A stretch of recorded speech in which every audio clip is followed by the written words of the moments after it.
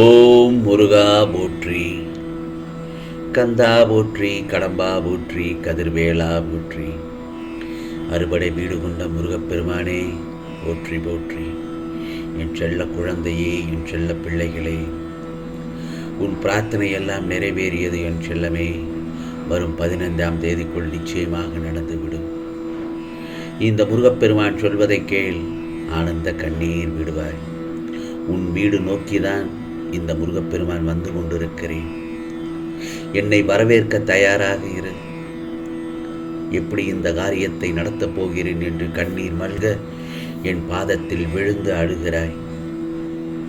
காத்திரு, சற்று பொறுமை காத்திரு. இதோ உன்னை நோக்கி நான் வந்து விட்டேன். இந்த முருகப்பெருமான் நான் இருக்கும்போது நீ ஏன் கண் கலங்குகிறாய்? உன் காரியத்தை நல்லபடியாக முடித்து தரப்போகிறேன். உனக்கு வேண்டியதை எல்லாம் தந்து உன்னை வழி நடத்தி சொல்லத்தானே நான் இருக்கிறேன். உன்னை எந்த சூழ்நிலையிலும் இந்த முருகப்பெருமான் கைவிட மாட்டேன். முருகா, நான் உழைத்து கொண்டுதான் இருக்கிறேன், முயற்சி செய்து கொண்டுதான் இருக்கிறேன். பின் ஏன் என்னால் வெற்றிக்கடியை அடைய முடியவில்லை என கேட்கிறாய்? உன் உழைப்பும் முயற்சியும் உண்மைதான். ஆனால் வெற்றி என்னும் பூக்களை பறிப்பதற்கு நீ சில முட்களிடம் காயப்பட்டுத்தான் ஆக வேண்டும். உன்னை நல்லபடியாக உயர்த்துவேன். படிப்படியாக உயரப் போகிறாய். பிறகு பார், மீண்டும் உன் கைதான் ஓங்கி நிற்கப் போகிறது. உன்னுடைய ஆசைகள், எண்ணங்கள் அனைத்தும் மீண்டும் நிறைவேறப் போகிறது ஒவ்வொன்றாக. ஆம், எல்லாம் வரும் 15ஆம் தேதிக்குள் நிச்சயமாக நிறைவேற உனக்கு இந்த முருகப்பெருமான் பக்கபலமாக நான் இருப்பேன். பிறகு பார், உன் வாழ்க்கை வளமாகும்.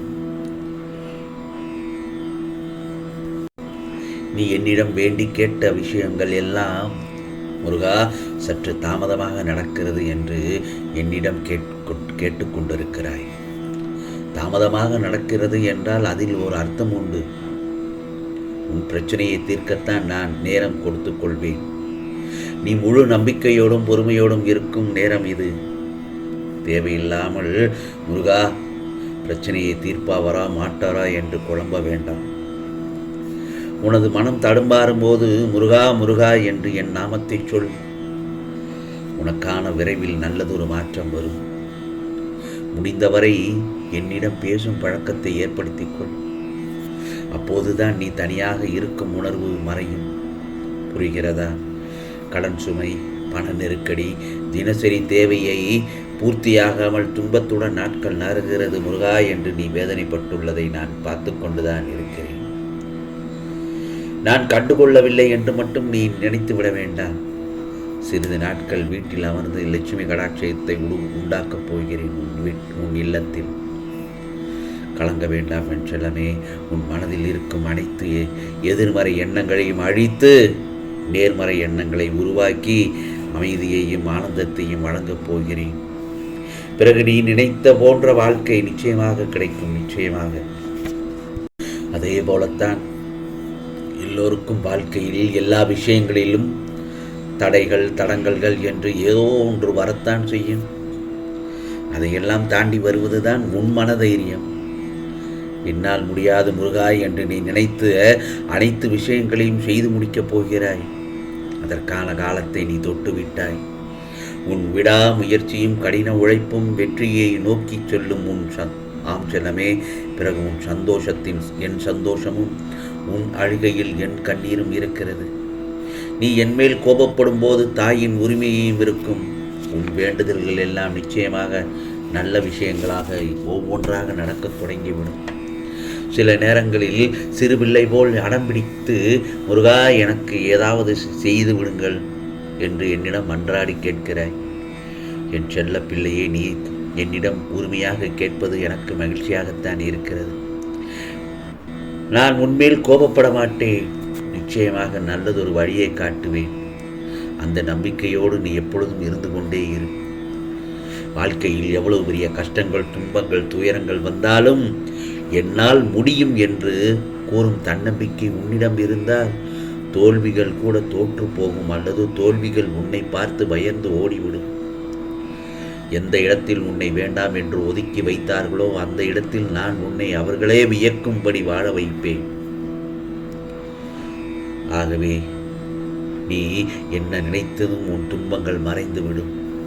உடல் வலிமை உடையவன் பலசாலி அல்ல. துன்பத்தின் போது மனம் உடையாமல் நிதானமாக யோசிப்பவனே பலசாலி. நீ என்மேல் வைத்த நம்பிக்கையின் பலனாக நீ கேட்ட கோரிக்கைகளை நிச்சயமாக 15ஆம் தேதிக்குள் நிச்சயமாக நிறைவேற்றி தரப்போகிறேன். உன் இல்லத்தில் விரைவில் சுப நிகழ்ச்சி நடக்கப் போகிறது. மங்களகரமான பல நிகழ்வுகள் ஒவ்வொன்றாக நடக்கப் போகிறது. நீ விரும்பிய வேலைகள் கிடைக்கப் போகிறது. சற்று பொறுமையாக இரு. ஏனென்றால் வாழையடி வாழை போல் குளம் தலைக்க நிச்சயமாக உன்னை வளம் பெறச் செய்வேன். உனக்காக புது விடியல் வந்துவிட்டது. நீ நினைத்ததெல்லாம் நிச்சயமாக நடக்கும். நம்பிக்கையோடு இரு. உன் உடல்நிலை சீராக இருக்கும். எதற்கும் பயப்பட தேவையில்லை. உனக்கு எதுவும் இல்லை என்றுதான் சொல்லுவார்கள் எந்த இடத்திலும். ஆனால் என்னை மீறி அந்த இடத்தில் எதுவும் நடக்காது. உனக்கான வழியை காண்பித்து விட்டேன். சந்தோஷமாக செல் என் செல்லமே.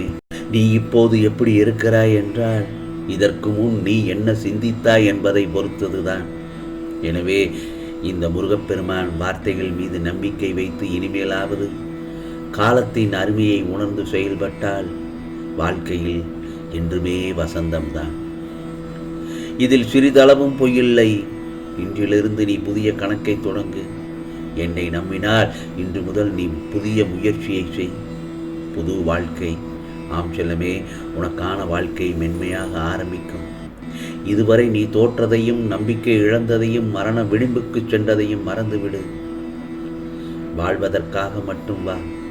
உன்னை வசந்தத்திற்கு அழைத்துச் செல்ல நான் காத்திருக்கிறேன். எழுந்திரு. புதிய முயற்சியை எடு. ஆம் செல்லமே, உற்சாகம் கொள். சோர்ந்து போகாமல் துணிச்சலோடு எழுந்து நில். கவலைப்படாதே. வரும் 15ஆம் தேதிக்குள் நிச்சயமாக எல்லாம் ஒவ்வொன்றாக நல்ல விதமாக நடக்கும். நடப்பவை அனைத்தும் நிச்சயம் நன்மையாகத்தான் இருக்கும். இந்த முருகப்பெருமானை நம்பினால் நிச்சயமாக உன் குடும்பமே சந்தோஷமாக நிம்மதியாக வாழ்வதற்கு இந்த முருகப்பெருமான் நல்லதொரு வழியை உனக்கு காண்பிப்பேன். என்னை நம்பியோருக்கு, என் முழு மனதுடன் என்னை நினைப்பவருக்கு நிச்சயமாக உனக்கான நல்லதொரு அருள் பாலிப்பேன் இந்த முருகப்பெருமான். ஆகவே இது நான் சொல்வது உனக்கான பதிவுதான். நிச்சயமாக கேட்டுவிட்டாய் என் செல்லப்பிள்ளை. ஆனந்த கண்ணீர் விடுவாய். உனக்கானதெல்லாம் நிச்சயமாக நல்லது நடக்கும்.